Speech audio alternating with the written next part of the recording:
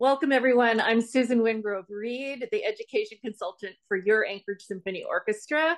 And it's my great pleasure to be able to spend a few minutes with our music director, Elizabeth Schulze, today talking about the March 2nd Anchorage Symphony Orchestra Classic Concert. What a program is ahead. Wow, Elizabeth, you've really outdone yourself this time. Okay. After doing the research for the program notes, I'm just so excited about this concert. And to start off with, the piece, I wasn't familiar with Martineau's piece, Thunderbolt P47. And wow, what an intriguing opening to a concert. Have you performed this piece with your Maryland orchestra? No, I haven't. It is an orchestral scherzo, so it's a wonderful concert piece. Doesn't get played as often as I think it should. It's very, very effective, and the whole concert is circling around the trumpet.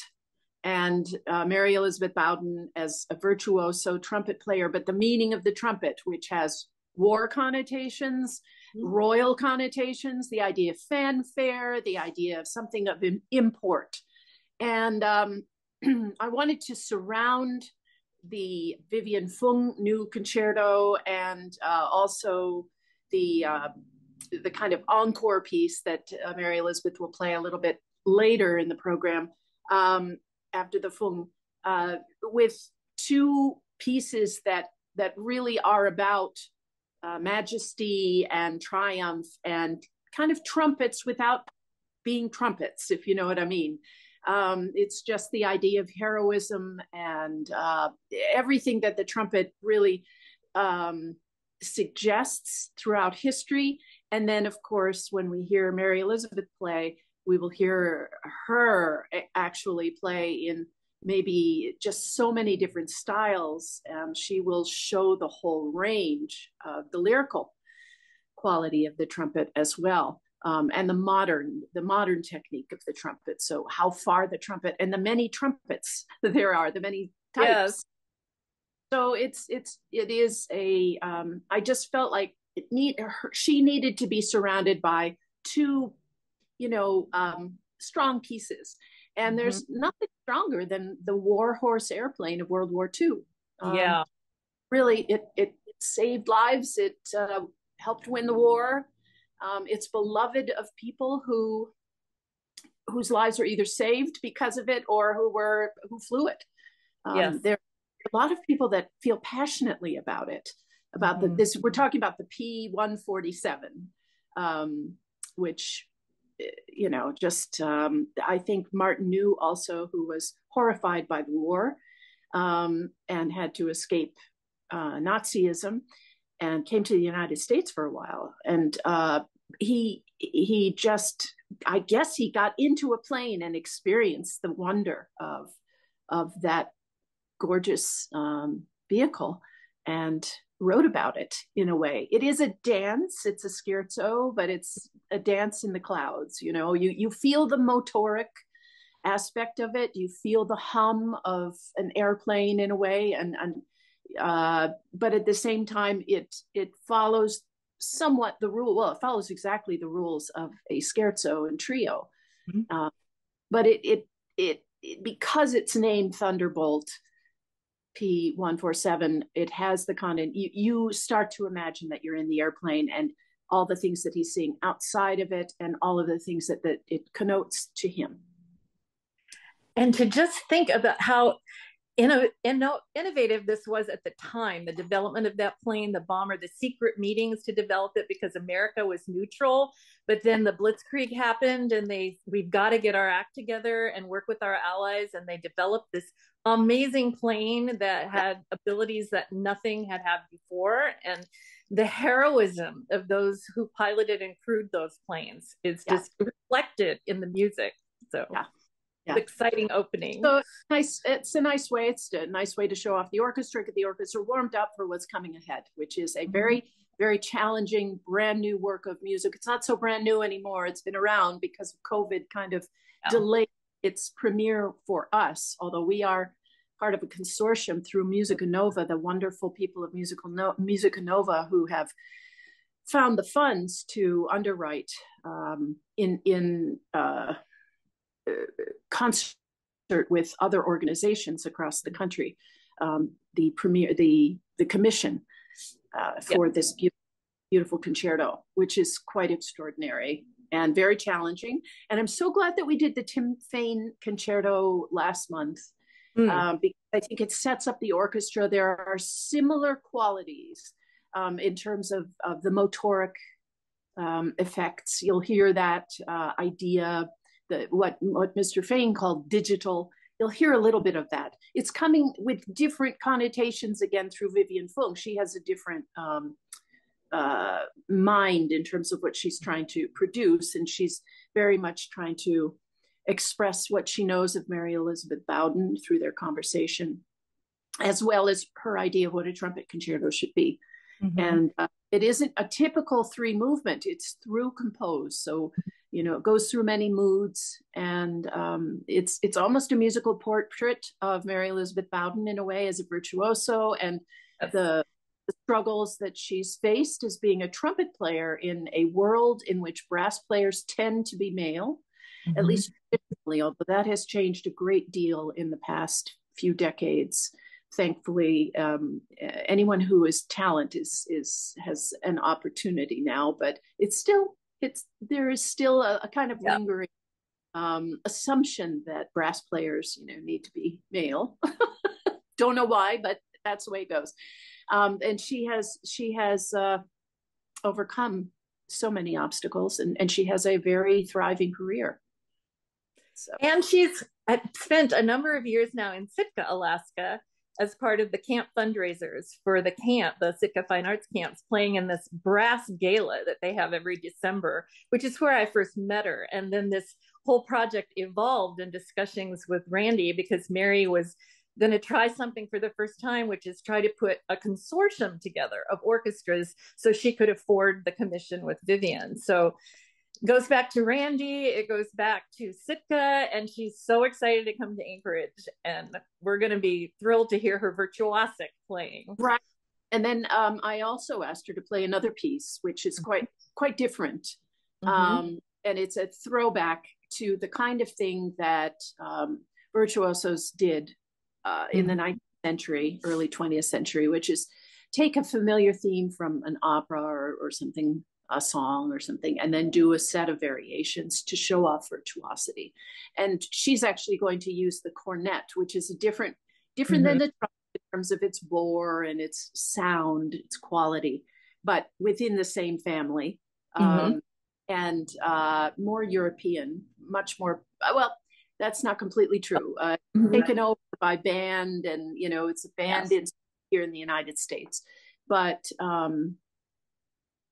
it had European roots, certainly, and has a darker, you know, sound. It's going to be gorgeous and very vocal and virtuosic. And Bellini, whose theme from Norma, the Casta Diva aria, is one of the most glorious. And so, and what Mr. Arban, who was an early proponent of the cornet, and wrote many pieces for that instrument, and really brought that to the fore, brought virtuosity to the fore in the 19th century. And I don't know if you can remind me if he passed in the 20th century, but I think it's the 19th century mostly. I believe 19th century. Yeah. And he just takes it through a series of variations that don't sound anything like Casta Diva by the end. It's all about, I can play fast and fast, you know, and it's delightful. So we're looking forward to that, as well as the Vivian Fung piece. But Vivian Fung, she really brings in a lot of the modern techniques, but also modern styles. You'll hear a little bit of hip hop rhythm and gesture, which I love to see. I mean, how fabulous, because this is a piece of now, and it's using the culture that we hear in pop music and other things, bringing it in a way that I'm not sure you'll exactly remember, you'll recognize. I think people that are really familiar with hip hop might hear the rhythm, might hear the gesture. It's it's in there, but it's not necessarily Kanye West or it wouldn't be Kanye, but you know what I mean. It's not. Anyway, yeah, and then of course Beethoven's Fifth Oh, Symphony is yeah. iconic and probably the most famous piece of orchestral music ever written. I mean, Yeah, arguably, arguably so. you'd have to go back to a couple other Beethoven symphonies. He is Mr. Symphony. I was thinking, and I actually said this to an audience last weekend. We are experiencing the overwhelming influence of Taylor Swift. Now, not to equalize, nor to talk about quality or equivalencies of any sort, but the overwhelming presence of her in our culture, almost to the point of drowning out anyone around who was maybe besides Beyonce. That's what Beethoven was in the early 19th century. You could not exist without. Beethoven was overwhelming. His influence, his presence. He was probably the first superstar and self-made man. I mean, he was an entrepreneur. He was all about selling his music, and he did not bow to anyone. He was not in the employ, although he received some funding from the aristocracy. He was not in the employ of a dukedom or a archbishop or anything like that. He was, he made his living through composing and not performing because, of course, his deafness made that almost impossible. Certainly he conducted and all of those kinds of things, but it was unfortunate because he couldn't hear anything. But Right. itself, is just overwhelming. And when you have a Brahms saying, I can't even write a symphony, and he waits till he's 40 before he's brave enough to do it, because he feels that Beethoven's on his shoulder. It's that overwhelming presence, pervasive presence. For me, that's fine because I happen to love Beethoven. But I think for a lot of people, it was something that maybe stunted the development of other branches of music and growth. Who knows? Not really. I think Wagner and Mendelssohn and Schumann, they all went their own ways. But I think it just in terms of what a great composer was, that's Beethoven. And that's why I likened the situation where you cannot read a newspaper without someone saying something about Taylor Swift. It kind of was like that for a long time about Beethoven. You could not talk about orchestral classical music without Beethoven just sort of being the overarching presence, even into the 23rd century. 21st, 21st. I'm not in Star Trek yet. 21st century. So anyway, yeah, Beethoven Fifth. It's so iconic. It doesn't really need a lot of introduction, except that I do very much like to try to attempt the tempos that he marks. Of that old story, which I think is apocryphal, that his metronome broken, and so all of his metronome markings, which tell us how fast or how slow he wants the music to go, that it was broken, and so he just put all these fast tempos, even though the metronome really yeah, that's so old. That's not true, actually. And so I do veer toward what Beethoven actually wrote, rather than the decades of performance practice in the 19th and 20th century, which just sort of slowed things down and made them, a little bit overloaded, as far as I'm concerned, and missing the strength and the contrast and the energy that Beethoven should have, I think. So it's so intense, and you go on such a journey. I mean, everybody is so familiar with the opening, da da da da, but when you get into the second movement and the third movement, and then that absolutely incredible finale, it's just mind-boggling. Yeah. And a couple of cool facts, like speaking of brass and the trumpet, this was the first time in history 3 trombones were in an orchestra. Right. the very first time, and the piccolo and the contrabassoon.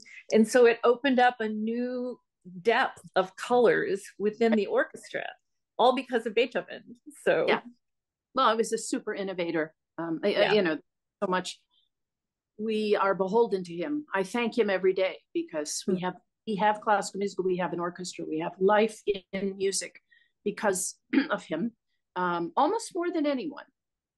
Because you put him on a program and people want to come hear it. He still has something to say to us, even after all these hundreds of years. He still delights. He's still delights, and he still resonates with us historically. I was pointing out in a conversation with someone the other day that in a link with World War II and the Martinu at the beginning again, during World War II, the da da da da in Morse code spells out victory. And so his music has a presence that resonated with the Allies, with the war, with people coming together. I mean, it's forever. Yeah. And so yeah, it is. I think it will be. I think it will be. I'm not upset about that. So, and it's an opportunity to grapple once again with this great piece of music, which is just overwhelmingly brilliant on every. You look at the page and it just comes out at you. The crystal clarity of his mind and of his certainty of why he's writing what he's writing. That pervasiveness again of the da da da da comes through all the movements. It might be hidden in a little accompaniment figure or in a background, but it's always there. That's not the only thing, but it's something that I think audiences catch a hold of and feel that they are pulled through a journey through from the beginning, which is, in your face and inconclusive in a way, just, breathless, to the triumph at the very end, which has been, brought forth in bits in the second movement. I mean, there's just so many.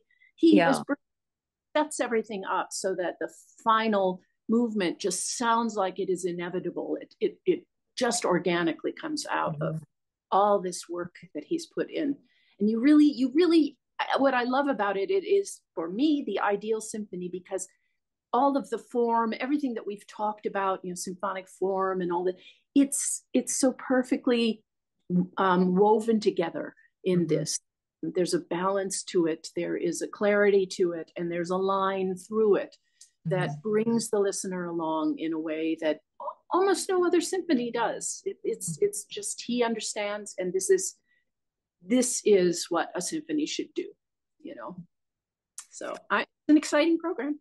It's a very exciting program. So everyone out there, make sure you've got your tickets, and it's going to be quite a musical journey from beginning to end on March the 2nd with your Anchorage Symphony Orchestra. Hope to see you there, and stay safe on the ice. Take care, all.